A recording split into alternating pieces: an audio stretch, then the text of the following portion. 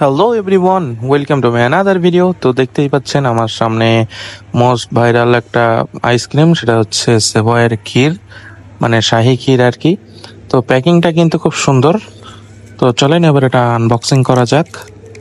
এটা মাটির কটু, আর তার উপরে এই যে ফয়েল পেপার দিয়ে এবং কাপড় টাপড় দিয়ে বেশ একটা শাহী শাহী ভাব আনার চেষ্টা। এখন দেখা যাক যে খাবারের মান বা আইসক্রিমের মানটা স্বাদ হয় কিনা।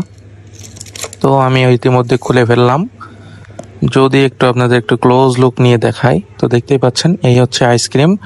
উপরে একটু কাজু বাদাম, একটা কিশমিশ, আর হচ্ছে এই হলো মাটি। এখন আবার খোদাই করে নামও লেখা আছে। মাটি না আর কি, মাটির যে ভাঁড়। তো যাই হোক, এই হচ্ছে অবস্থা। আর এটার দাম হচ্ছে 100। তো চলেন দেখি এটা 100 টাকার মতো খাওয়ার কিনা। তো টেস্ট করে যেটা বুঝলাম, এটা টোটালি ওয়েস্ট অফ মানি। আসলে 100 টাকা দিয়ে পরিমাণেও অল্প, তার উপরে যে স্বাদের যে বিষয়টা আমার কাছে মোটেই ভালো লাগেনি। তো আপনাদের কাছে কেমন লেগেছে সেটাও কিন্তু আমাদেরকে জানাবেন। তো এটা কিনে আসলে টাকা নষ্ট করার কোনো মানে হয় না। এর থেকে যে পোলার বা অন্যান্য কোম্পানির যেসব 20 টাকা বা 25 টাকা দামের যে মানে কি বলে ওইটারে ইয়ে আইসক্রিম গুলা আছে, কাপ আইসক্রিম গুলা, ওইগুলো আর কি বেশি মানে আমার কাছে ফ্লেভারফুল মনে হয় বা খেয়েও আরাম লাগে।